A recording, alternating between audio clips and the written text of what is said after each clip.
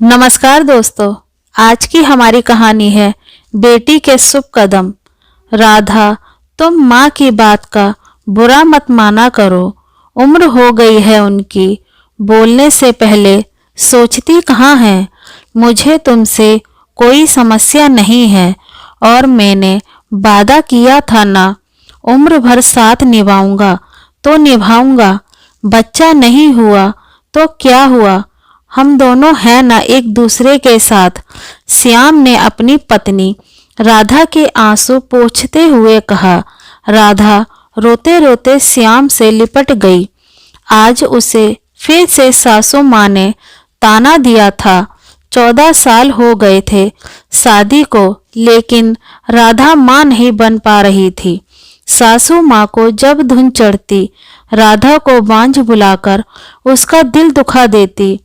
श्याम जानता था माँ गलत है, लेकिन बूढ़ी माँ से कहे भी तो क्या, राधा को ही समझा लेता।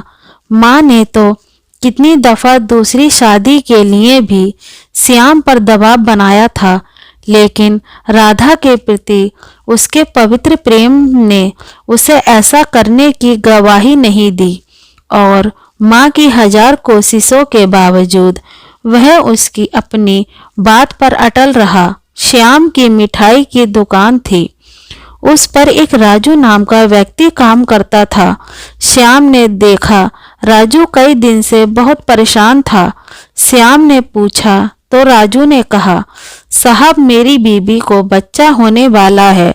डॉक्टर को दिखाया तो बताया कि उसकी कोख में 2 बच्चे हैं।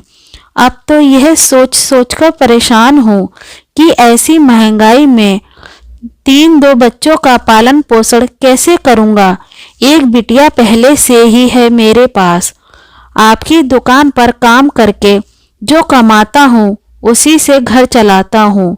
माँ बाप की दवाइयों का खर्चा, बच्ची की पढ़ाई, अब ये 2 और बच्चों का खर्चा, कैसे जिएगा मुझ जैसा गरीब। श्याम राजू की बात सुनकर काफी देर तक सोचता रहा, फिर कहने लगा, राजू तू बुरा ना माने तो एक बात कहूँ। राजू ने हाँ में गर्दन हिला दी। तो श्याम ने कहा, तुझे एक बच्चे की जरूरत नहीं है और हमें एक बच्चे की बहुत जरूरत है। तू तो जानता है 14 साल हो गए शादी को, लेकिन मैं बाप नहीं बन सका हूँ। तू अपना एक बच्चा हमें दे देना, हम गोद रख लेंगे। तेरी परेशानियां भी खत्म हो जाएंगी और मुझे और राधा को भी माँ बाप बनने का सौभाग्य प्राप्त हो जाएगा। श्याम की बातें सुनकर राजू ने एक बार में हाँ कर दिया, क्योंकि वो जानता था कि उसके एक बच्चे को तो शानदार जीवन मिल जाएगा और मालिक का आंगन भी खुशियों से खिल जाएगा। देखते देखते वो समय भी आ गया जब राजू की पत्नी ने एक बेटी और एक बेटे को जन्म दिया। श्याम और राधा राजू की बेटी को हॉस्पिटल से सीधा अपने घर ले आए। शुरू में तो श्याम की माता जी ने मुंह बनाया, लेकिन कुछ दिनों में बच्ची की किलकारियों और प्यारी सी मुस्कान ने उनका दिल भी जीत लिया और वह भी उसके साथ हंसने खिलखिलाने लगी। श्याम ने देखा उस बच्ची के घर आने से सब कुछ बहुत अच्छा हो रहा था। उदास राधा मुस्कुराने लगी थी। हर वक्त चिड़चिड़ करने वाली माँ भी अब बच्ची बन गई थी। श्याम ने उस बच्ची का नाम सुभी रखा। सुभी के शुभ कदमों से घर का माहौल ही बदल गया था। कुछ महीनों बाद राधा को घबराहट और बेचैनी सी होने लगी। 2-3 दिन उल्टियां भी हो गईं। श्याम राधा को दवा दिलाने डॉक्टर के पास ले गया। डॉक्टर ने श्याम को जो बताया वो सुनकर उसके पैरों तले जमीन खिसक गई। उसे विश्वास नहीं हो रहा था डॉक्टर की बात पर।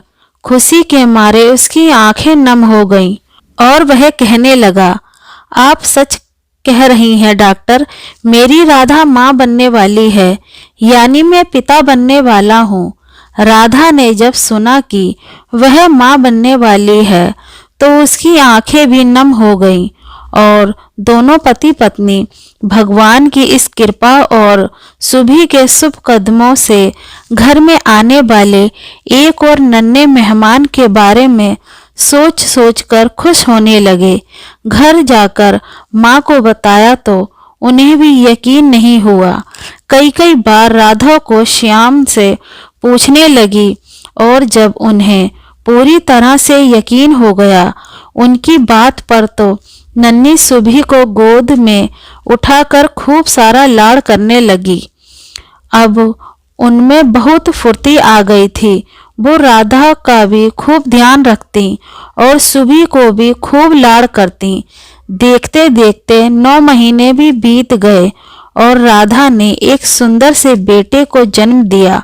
सुबह का पहला जन्मदिन था और राधा का बेटा शुभम उस दिन 11 दिन का हुआ था।